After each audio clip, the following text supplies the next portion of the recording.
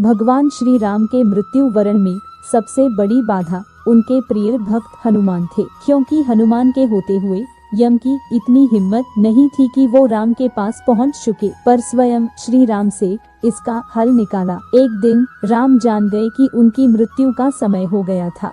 वह जानते थे कि जो जन्म लेता है उसे मरना पड़ता है। यम को मुझ तक आने दो, मेरे लिए वैकुंठ, मेरे स्वर्गिक धाम जाने का समय आ गया है, उन्होंने कहा। लेकिन मृत्यु के देवता यम अयोध्या में घुसने से डरते थे, क्योंकि उनको राम के परम भक्त और उनके महल के मुख्य प्रहरी हनुमान से भय लगता था। यम के प्रवेश के लिए हनुमान को हटाना जरूरी था, इसलिए राम ने अपनी अंगूठी को महल के फर्श के एक छेद में से गिरा दिया और हनुमान से इसे खोजकर लाने के लिए कहा। हनुमान ने स्वर्ण का स्वरूप छोटा करते हुए बिल्कुल भंवरे जैसा आकार बना लिया और केवल उस अंगूठी को ढूंढने के लिए छेद में प्रवेश कर गए। वह छेद केवल छेद नहीं था, बल्कि एक सुरंग का रास्ता था जो सांपों के नगर नागलोक तक जाता था। हनुमान नागों के राजा वासुकी से मिले और अपने आने का कारण बताया।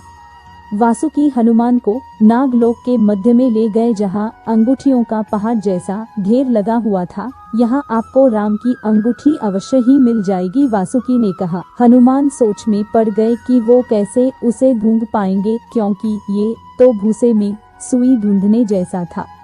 लेकिन सौभाग्य से जो पहली अंगूठी उन्होंने उठाई वो राम की अंगूठी थी। आश्चर्यजनक रूप से दूसरी भी अंगूठी जो उन्होंने उठाई वो भी राम की ही अंगूठी थी। वास्तव में वो सारी अंगूठी जो उस ढेर में थी सब एक ही जैसी थी।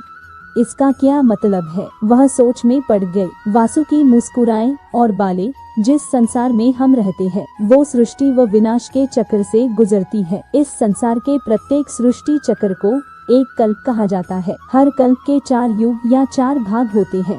दूसरे भाग या त्रेता युग में राम अयोध्या में जन्म लेते हैं। एक वानर इस अंगूठी का पीछा करता है और पृथ्वी पर राम मृत्यु को प्राप्त होते हैं। इसलिए यह सैकड़ों हजारों कल्पों से चली आ रही अंगूठियों का ढेर है। सभी अंगूठियां वास्तविक है। अंगूठियां गिरती रही और इनका ढेर बड़ा होता रहा। भविष्य के रामों की अंगूठियों के लिए भी यहाँ काफी जगह है। हनुमान जान गए कि उनका नागलोक में प्रवेश और अंगूठियों के पर्वत से साक्षात कोई आकस्मिक घटना नहीं थी।